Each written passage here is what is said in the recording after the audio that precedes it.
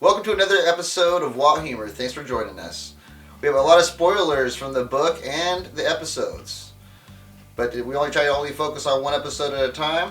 And I'm Travis. Hi, I'm Paul. Let's get right into it. Alright, so right away we open up with the scene. We get to our first introduction to the Whitecloaks and Eamon Valda. Oh, he's somebody we're gonna love to hate. Man, like, he's got that real Joffrey feel almost with his coldness. Absolutely. His absolute just like derelict coldness. Yeah. You know? But then he's also got like that like sincere devotion to the he got that severe devotion to the light. Oh, absolutely. That's all he seems to talk about. You know, and man, the cruelty of cutting the hands off of that that woman. poor woman in the yellow dress. Jeez. I mean, she's a healer. You know, I mean that's Oh. and this is the cruel way he's just the whole time he's just got a smile on his face. He gets that beautiful plate with that little bird. the little bird. You pop it in your mouth and the sharp little bones puncture your gums as you chew on it But to enhance the flavor of the bird. You know, 'cause you just gotta go. That is just. It's horrible. And he's just smiling at her, like wiping the blood off of his face with that white napkin and that white outfit with the silver. Man, like one thing you're gonna learn about the Whitecloaks by themselves are bad enough. The questioners. And I really liked how they put the regular troops in gold. Yeah, they have different colored insignia. Yeah, arm and pieces. then they did the silver for the questioners instead of the shepherd's crook. Yeah. And there's one thing that's interesting about that, about Eamon Valda is that guy is just like, even in the books, he is just cruel. Oh, I mean, he is. I mean, so I feel like they actually chose the I think that the guy who plays him is doing an amazing job, and I'd like to know who that was. I wish I had been following the scripts. Yeah, I don't have the name of the actor off the top of my head. Yeah, but he is doing he's great. He is amazing. I mean, like, the way he just portrays himself, I mean, like, you love to hate that guy, but you gotta give him credit, man. He did such an amazing job acting out. I mean, like, I felt like it was exactly like how, like, the way he questions people and you know, the way he just states out, like, his absolute distaste for the Aes Sedai. Yes. I mean, the absolute distaste for the Aes Sedai. That is just cruel, you know? I mean, just unforgiving. Uh-huh. And then we move into the part with, as he's there, he goes back and gets that little goblet, starts drinking his wine. You can see the blood stains on the cup. I thought that great attention to detail. Mm-hmm. But my next part was like, as he toasts her, I like my witches well done. Yes. Love it. Yes. Cheers to that. Thank you. Another great job done today. And with that, let's move on to our next scene. Rain and the boys and Egwene arrive at Terran Ferry, and the old ferryman gets woken up, and she is explaining to the boys why crossing deep water is going to lead them to safety. And she says the only thing they fear is deep water. And he replies, no wonder they smell like piss. You know, it's so funny because we keep looking back, right, throughout the series. Mm-hmm. So far in episode 1. Yeah. And they're sitting around the table in the bar, right? That's right. And Matt makes another piss joke. Yeah. There. Perrin says there's a war. It was Kelly Copton told you that, wasn't it? So? She's pissing in your mouth and tell you it was raining. She piss in your mouth and tell you it's raining. So here we have, another example of bathroom jokes. Yeah, a little right? bit of bathroom humor coming from Matt in these early episodes. We'll He see what that definitely develops likes to into. say piss. That's for sure. Yeah. I bet you Trollocs would smell like piss, man, because they're obviously not getting any water to take a bath, man. Well, they did cross the shallow stream there. That's true too. At least their feet are clean. Yeah. At least their feet are clean. Yeah. Right. But of course, we see just moments later when they are crossing and the Trollocs come up against the end of the dock, we see what happens when a Trolloc does fall into the water. And it thrashes for, I don't know, what's that, 8-10 seconds before it drops underwater? And then it's just gone. It's just gone. Nope. Too heavy to even have a chance of swimming.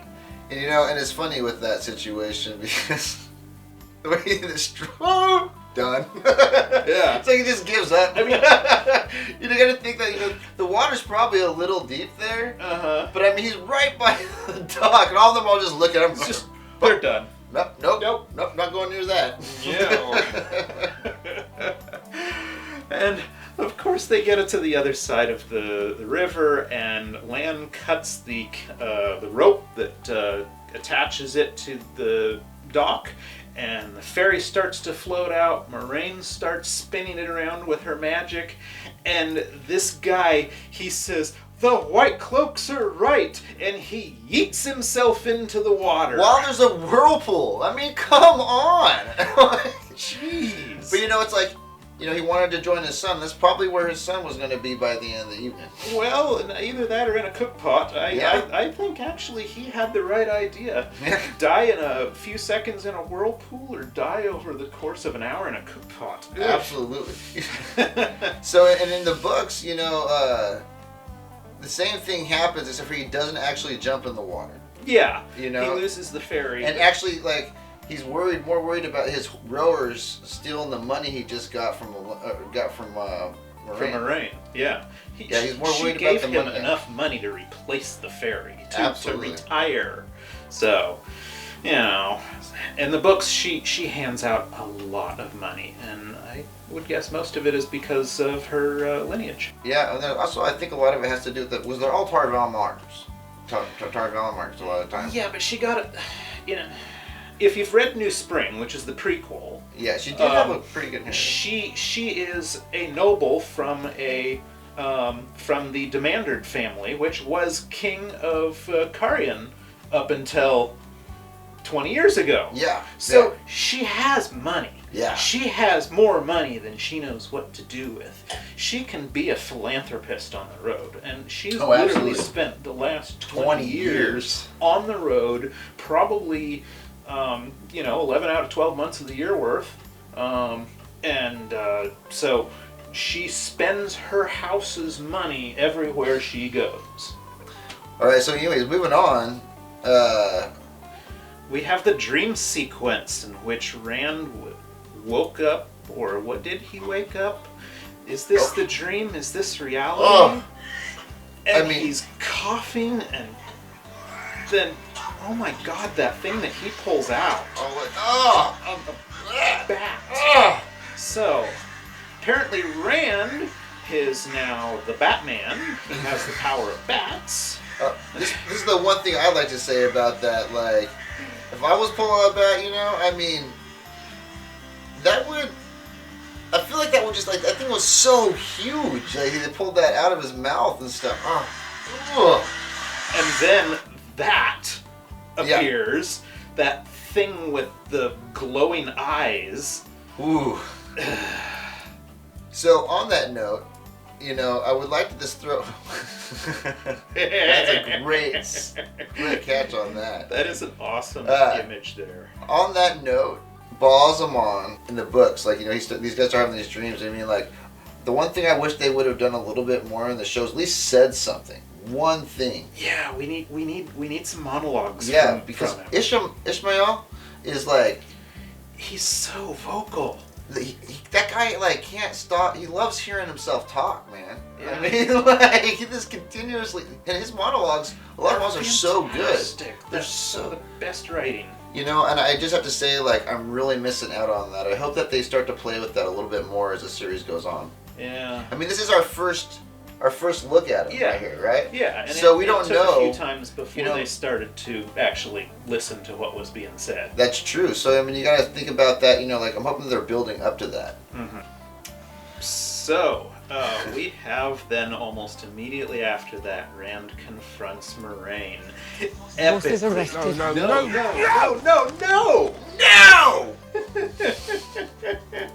And I mean, the way that he says that. Which movie did that remind you of? Oh, this is like okay. This has been bothering me for the last few days. I still to this. So like, I've been trying to think of the movie, and it keeps like I see somebody sitting in a car, looking over, and I can't think if it's Dwayne Johnson or if it's but he's just like no, so, Readers, why don't you tell us which one it is? Or it could be Stifler. And I could see Stifler doing it. Yeah. Like no. Could be. I can't remember. Yeah, but readers or viewers, which scenes do you see here on this? Please, let us know in the comments. Absolutely. Continuing on right after that. Where are we going? East. To the river crossing at Whitebridge. And then? And then to the White Tower. I've told you this. And then what? And then? So, I spotted this meme online, and I had to show it to you. Where are we going? East to Whitebridge. Then what? Then to the White Tower. And then what? Say then what again, I dare you, sheepherder. And then... I refuse to play your Chinese food mind games. No! No, and then! No, and then! No, and then! No, and then! No. Alright, immediately after that we have this great scene where Egwene is supporting Moiraine, and when the scene cuts to Perrin, I just have to say, wah wah. Those monsters killed Nynaeve and Layla and half the people we've ever loved. Yeah, the way that Perrin looked in that shot, just like, about that. Oh, what would Matt do? He knows how to treat women. Oh man, poor Perrin. Moving along, moments later in the conversation, Matt has this wonderful comeback line. The lady does shoot fireballs, so let's try it and stay on a good side. Hey, come on, guys. We gotta She try does to shoot understand the good fireballs. side. And there was that lightning thing, and some of those Trollocs literally were just ripped in half. Oh yeah, And then there was the machine gun of Tavern. Machine Gun Tavern. I should make a song about that, man. There we go. Wrecking the Wine Spring. Yes. Oh, great. Now we're going to get to one of my favorite scenes from the second episode, and that's when Moiraine gets questioned by Eamon Valda. I got to say right now, man, getting our second look at him, and again, he just looks right like, nope, I think we need to question these guys. Yeah, just amazing. If you would indulge here a moment longer, we have one of the questions. And I'm pretty sure that's Bornhald, right? I think that's Bornhald. Absolutely. I mean, I think you were talking earlier and you said something about how he looks like the perfect character for Bornhald. Yeah. And I also want to say it's, again, I mean, this whole golden... Yeah, the different colors and the details on their shoulder pieces. I keep looking for the shepherd's crook. Maybe it's hanging off his belt somewhere or something, because he does have, that little key ring right there. And that's a key.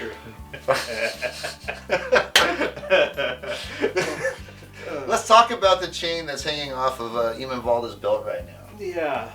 There's some silver rings there, which are holding some gold rings. What we're looking at right there, if everybody takes a look at it, is when you're looking at there, it's if you get real close, you can actually count that there are already, 7 rings, I think?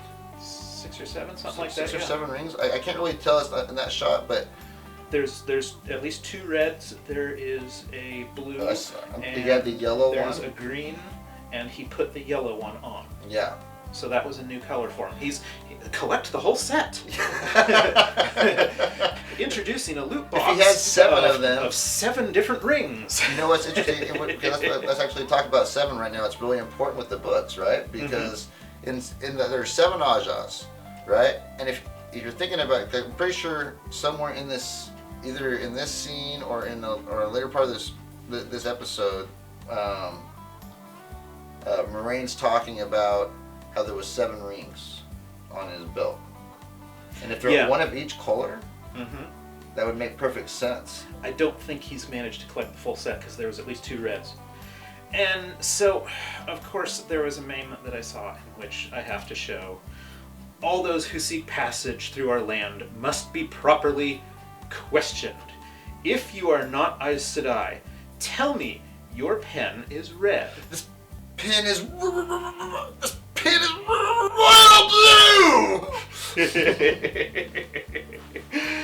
Yeah, so I guess he could have just walked up to her and said, "Are you an Aes Sedai?" Yeah. And I mean, how is she gonna get out of that? You know, that's what she might be caught right there. Yeah. That might be about the point in which Lan goes. But you know, but that would have definitely ended. You know, Eamon Valda's character, and it could have possibly had some repercussions for everybody there, you know, so I mean, it's a good thing he didn't. Yeah. But you know, I'll tell you right now, if I was a questioner, first words out of my mouth. So, what Aja are you in? Well, no, what Aja do you? So, what Aja do you follow? That'd be hard to answer. Yep. The Aja is royal blue.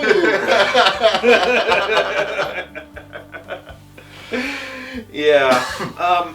Obviously, he's having to tread a little lightly because he recognizes that this is a lady, and you don't treat a lady like a commoner.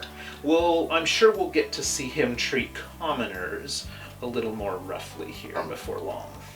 I think, you know what, you might have a crystal ball. Yeah, it's a possibility. Oh, man. Okay, the next scene, this was one of my favorites, another one of my favorite scenes of the episode, because of the fact that, like, I really felt they did a good job at, like, kind of, I was surprised at first having them start singing about Manetheren, but I liked how it totally worked out to where they had no idea, like, Matt's all, I don't know, it's just a song. I don't know, I don't even know who he is. Yeah. Who he is. Yeah. Manetheren isn't a who, it's a place. Moraine's speech was entirely as enchanting in the book as it was in that scene. Absolutely, and one of the things that I really loved about it was that they were singing a song about Manetheren. Yeah. I really, really liked that. Weep for Manetheren. You know, and I thought the song was done really well, and that was like one of our first, I think that's the first time we've got to hear any kind of singing other than like a little bit of flute playing that was happening in the background in episode 1 when right before the Trolloc raid. That is correct. And there are a bunch of original songs coming out of this Wheel Time series because we know that we're going to be meeting some very musical characters. I think so, but we'll see what happens next episode for that. Yeah.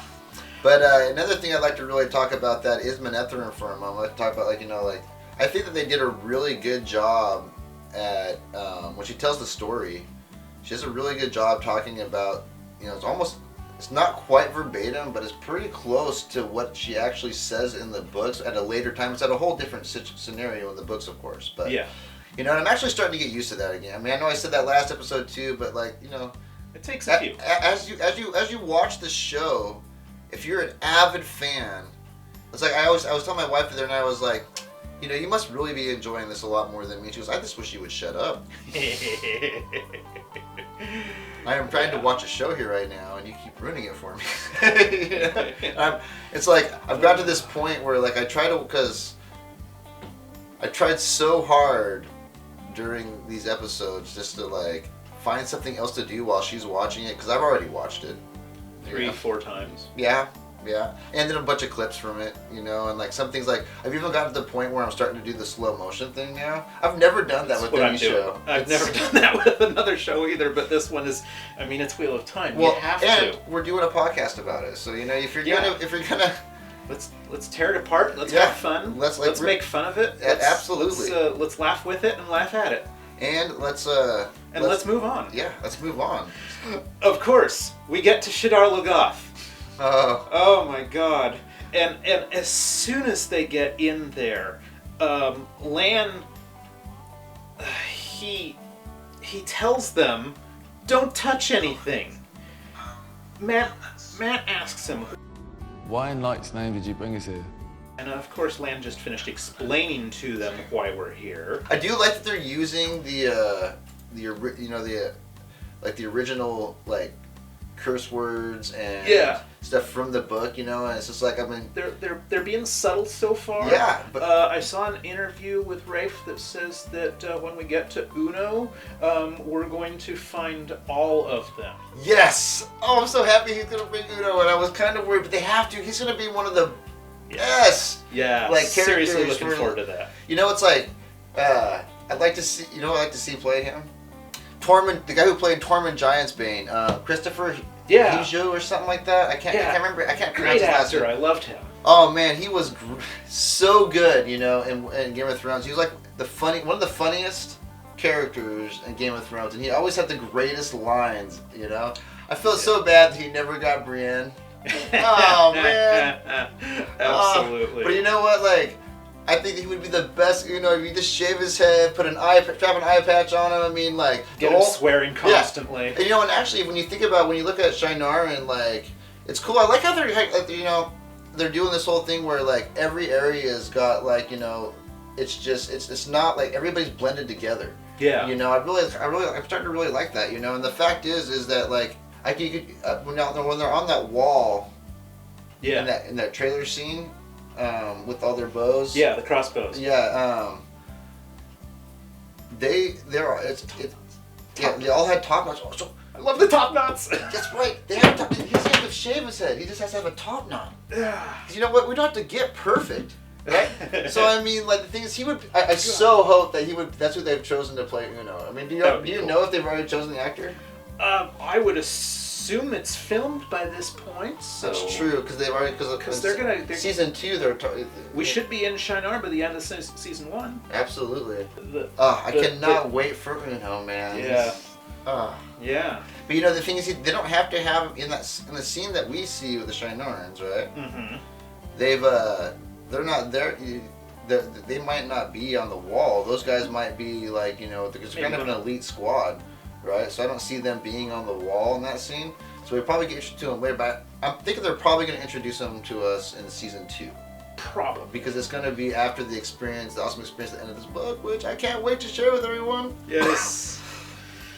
Okay, so Lan instructs Matt Touch nothing. Touch nothing. Eat only the food you Moments later, Matt finds this thing. He's touching it. He's opening it. Ooh, shiny, a dagger. That couldn't have been left for me or anything to find. What I'm seeing in this scene is just like, oh, my pretty.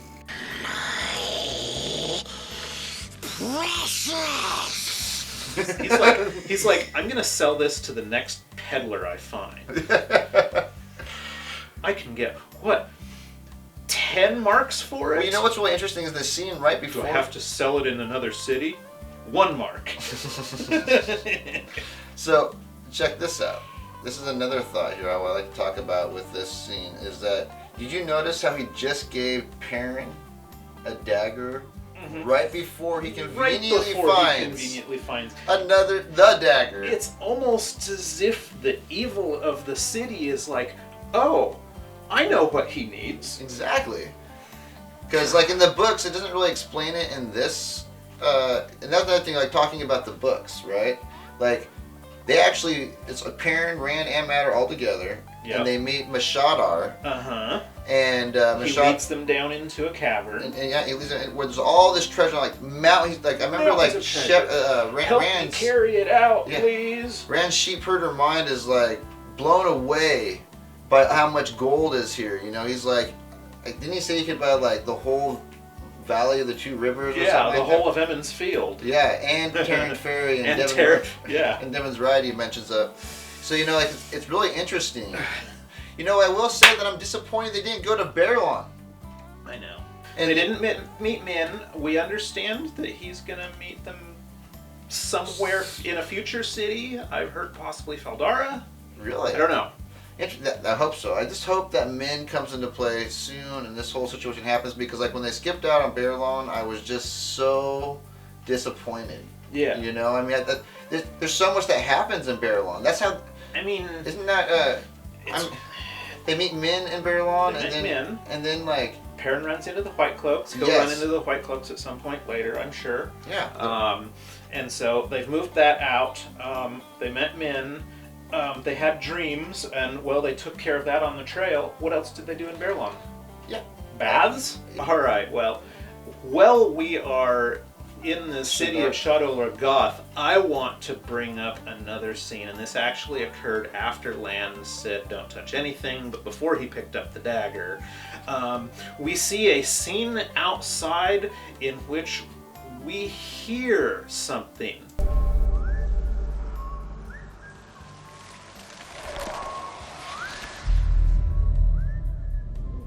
That's Padden Fane. Oh man, like I heard that and instantly. We heard that when he was on the wagon driving into town. He was whistling the same tune. Absolutely. So that means now we don't see him in that shot. We don't see him. But we do see something else, and that is there is a shadow that disappears just before Matt turns the corner and finds where the dagger is. Oh man, I didn't catch that. There was a shadow that goes across the screen. Oh, dude, I did not catch it, but you know, the one thing I did, I mean, like, I instantly, when I was watching the episode the first time, I heard that whistle and I instantly registered with Padden Fane. I was expecting Trollocs to come running in. Yeah. Because in the books, again... The Trollocs are driven in by the Padden Fane. Fane. And Padden Fane. Yeah, because Padden Fane drives the Fade, because that little collection of Trollocs and Murdrall they were under his command. He was in command, Yeah. but, I mean... We don't learn that until much later in the books, but, you know, spoiler alert. Yeah. Anyway, so that whistling, I suspect that's going to be an audio cue in the future, so listen for it. So you heard it from us first. We caught it right away. Now you know. Hey, finally. Please, let's take a moment to thank our sponsors this week. Our beautiful new studio. Yes, our new studio. We have been working on this for a while, and we had to get started, so we just we used a corner of a room for our first 2 episodes, but here it is. We finally have it ready to go. Our studio is up and running. We're working out the kinks, and we're doing the best that we can to bring you the funniest moments in Wheel of Time. Please like, subscribe, hit that notification bell, and if you're really feeling awesome, share it with a friend. We have one more thing to talk about in this episode, and that is when Matt and Rand manage to escape Shadar Logoth. This is a scene that I always enjoyed in the books because they end up meeting Bael Doman on the Spray. Well, they put it in the show. I don't know if you caught it or not, did you? Check this out. See? There's the Spray. Whoa, man, that is, I gotta tell you, that's a definite upgrade. It's or I should say downgrade. Oh my god. You know, that's not as good a ship as I was imagining the Spray would be. You know what I have to say? I wonder where. I'm sad that we didn't get the introduction of Beldam on himself, because I mean the guy is a really interesting character. I'd love to see a pirate, like what the version of this pirate would look like. You Absolutely. know, I mean, he's not technically a pirate. He's a smuggler. And, yeah, he's a captain and a smuggler. Yeah. And... But one of the other things is too one of my favorite like parts of the story when you're reading the first book is their trip through, and also you know like there's a couple of like really subtle things in there that if you're really reading closely you'll notice that that's the first time that Matt and Rand see the Tower of Genji. Yeah. We haven't seen that yet. Genji or Genji.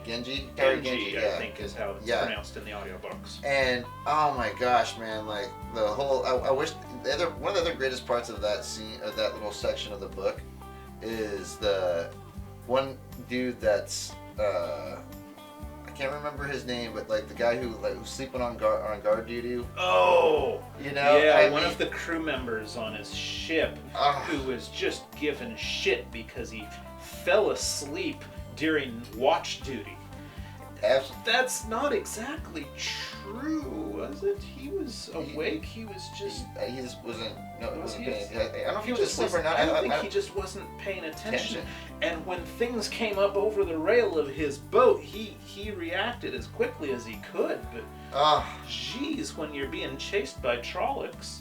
But the thing is Bail Dawn is being chased by Trollocs for other reasons. For an entirely different reason. You know, this whole and the whole thing about that's great is too is that like one of my things is like in the books, Tom Maryland's already with them at this point. Yeah. He's on the boat with them, and they're on their way to Whitebridge, right?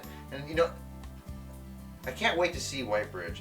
I cannot wait to see it. I can't wait to see Whitebridge too. This was this episode like had some really awesome moments. It also had some like really like there's so much, and I'm gonna say this throughout the whole time that we do this is that there's so many things I wish they would have put in. Yeah. You know, and I mean like this would. You know what I mean? They're gonna skip so many things. The cherished memories of moments in the book. They're just gonna blast through them because they have to fit all of this in 8 episodes. Next season we need 10 episodes. Please give us 10 episodes. Give us 10 episodes. I think Amazon. that, you know what, guys? I think your fans would love you, and on top of that, that gives you 2 extra weeks to carry us on, to make us wait, to keep us subscribing, to keep us coming back. Because I'm telling you what, this show may not have been exactly like the book, but you know that it never is. But the show is great, and like we want more of it. We want so much more of it. This series, the cinematography, all the beautiful scenes that you guys have given us, you guys are doing a great job. Shadar Logoth looked just as I imagined it, almost like. Absolutely. And you guys put it on the island. Thank you so much. That was beautiful. Another great episode, guys. We just like to say thank you. We like to say, please remember to subscribe. Let us know what you think about Watt Humor in the comments. Share your favorite memes, please. And your favorite jokes about Watt in the comments, so that way we can talk about them. Hey, we just like to say, may you all find shade and water. Water and shade. Yep. May you all find water and shade.